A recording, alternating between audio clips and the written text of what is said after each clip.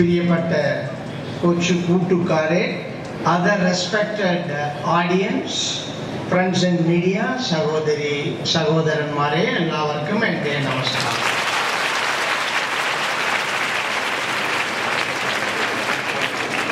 It gives me great joy to address you at the celebration of the Child Rights Week organized by the Kerala State Commission for the Protection of Child Rights. Addressing a large gathering of children is inspiring for many reasons. I will give one or two. When I address children, I feel I am addressing the future citizen of India. Secondly, being with the children is like undertaking a journey to one's childhood. And most importantly, when I address children in Kerala, I realize that I am addressing the representatives of 27.7% of population of Kerala. It may be useful information on November 14th, the Children's Day, where the birth anniversary of Pandit Jawaharlal Nehru is being celebrated as Children's Day. I had the opportunity to address 3 official programs at Thiruvananthapuram, 2 organized by the state government and the third one by the Nehru Award Committee. The chairman was Mr. Hasan, former minister. So in this week, this may be my 4th participation, and credit goes to our chairperson, Mr. P. Suresh, and Sister Vijay Jose, who in their capacity persuaded me to come and address here. Now I said, sir, I have already consented for 3 functions at the state capital. No, they said, sir, you have to address in Idiki. This may be my second visit. And when I know that Mr. M.M. Mani is also participating, I eagerly, of course, every day I am witnessing his speech through our Malayalam channels. Though I can't expect such kind of address here, but I enjoyed his speech in every day. This I conveyed to him. He also mentioned, I am Tamil Nanna Ariyum. That is what he said. I'm happy. Sir, every day I am seeing your addresses through our Malayalam channels. Coming to our today's function, let me therefore compliment the Kerala State Commission for the Protection of Child Rights for organizing such a program with the aim of creating awareness in children about their rights, privileges, and above all the protective measures available in our state to safeguard them. The Commission has been effectively leading the efforts to protect and promote every right for every child through actions and orders in the best interest of the child. It has also been leading the observance of Child Rights Week in the last 4 years. As we all know, the observance of child rights week began on 14th November, which is celebrated as Children's Day in India. It is well known that Kerala has achieved enviable levels in the well-being of children, human development, etc. Though the state government has increased per capita spending on children, new challenges of different nature are emerging on daily basis. For instance, the issues faced by children living in urban and rural areas are different, and the problems of children in the marginalized sections of society may require specific approach. We also have children living in orphanages, slums, streets, etc. Some may be victims of abuse. The children of fishing communities, tribal areas, migrant families, etc. are perhaps more vulnerable to unhealthy situations. The state has to ensure significant progress in the quality of life and opportunities for development of all these diverse categories of children. You might have heard, particularly our Honorable Minister, Member of Parliament, MLA, might have heard the grievance expressed by our Honorable Judge, Justice Saji P. Chale, about insufficient funds for the Juvenile Justice Commission, etc.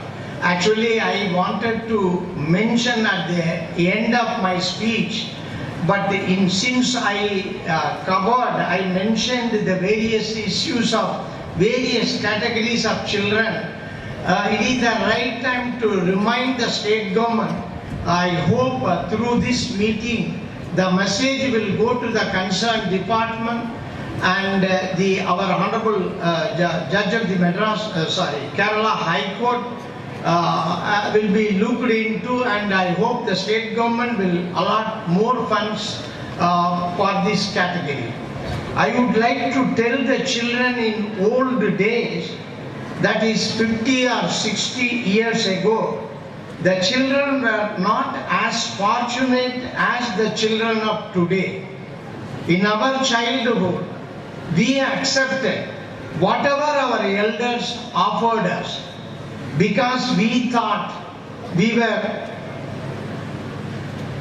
entitled to rights only after growing up as adults.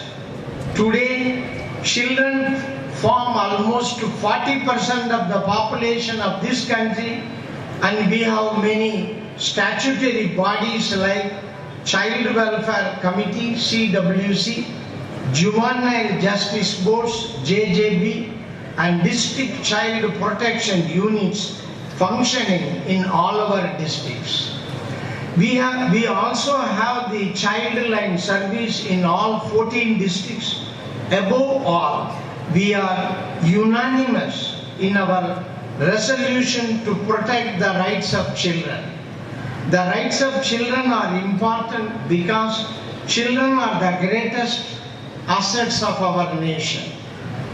They should be seen as the foundation on which we shall build a strong, vibrant and dynamic India. Gandhiji believed that love could be best understood and learned through little children. Catch them young is the philosophy all over the world because it has been proven that change has to begin with the creation of awareness among children. Most of you would be aware of some child rights that cannot be denied in any institution.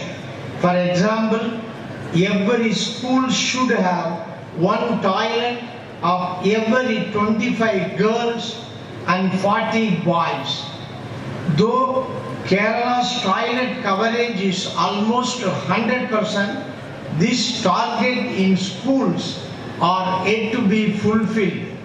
I feel that our MPs and MLAs should spend a portion of their constituency fund earmarked under MP Local Area Development Scheme to construct toilet in schools. I also feel that the decision to have vending machines in schools for sanitary napkins is a laudable step. Stopping for a moment, I mentioned in many meetings the last 4 years whenever I get an opportunity to interact with our MPs and MLAs, I don't know whether our Idiki and Todupula, Idiki MP and Todupula MLA and our minister aware of the judgment of the Supreme Court authored by me when this scheme, MP fund scheme was formulated by the Parliament. Their own colleague, his name is Mr. Bhim Singh, he is a Rajya Sabha MP from Jammu Kashmir. He is a leader of some political party, Panther party. Even now he is a Rajya Sabha MP. He challenged this MP-led scheme in Supreme Court under Article 32 by engaging our state senior lawyer Mr. K.K. Venugopal, and he argued that these funds, public money, should not be handed over to our MLAs and MPs. They may misuse the fund. So every scheme should be routed through budget only. Then Mr. Venugopal, in his capacity, the present Attorney General, almost convinced it is a 5-judge constitution bench, and I was a 4th judge in that forum. Almost he convinced all the 4 judges except myself. Then around 3 o'clock, we heard the Attorney General on behalf of the Union of India about this scheme. Then he concluded his argument. Then after 4 o'clock, the then Chief Justice, Justice Balakrishnan, K.G. Balakrishnan from this state, reserved orders. It is the practice in Supreme Court in all constitution bench matters. They will go to the senior-most judge's chamber and discuss and express our views. And likewise on that day, over a tea, we assembled at the Chief Justice chamber, and each judge expressed this scheme cannot be sustained. We have to set aside this scheme. Then I am the only judge coming from a rural area. I know the road conditions, schools and colleges and municipals facilities which are required for our people in the rural areas and municipal areas. So I persuaded all the other 4 judges. Our MPs and MLAs need more funds. Sometimes some political party in power, they may not bring any scheme in that constituency or in that area. What the people in that area will think of the MLA and MP. At least the small amount, 5 crore or 10 crores per year may be useful. No, in my village, I am noticing it requires roads to be tarred up, street lights, water line, etc. Then all the judges agreed. The Chief Justice asked me to prepare a judgment. And the same evening, I summoned the officers from the Parliament, Lok Sabha Secretariat, to provide all materials. Then I came to know that they cannot select on their own. If it is for rural area, it should be approved by the collector, district collector. If it is in urban area, it should be approved by the commissioner, corporation, etc. And after spending the amount, all the details have to be placed before Parliament and Assembly. In other words, I convinced my colleagues that there are several checks and balances. So immediately the Chief Justice asked me to prepare a judgment. It is a 77-page judgment. I upheld the scheme. All the 5 judges approved this unanimous judgment.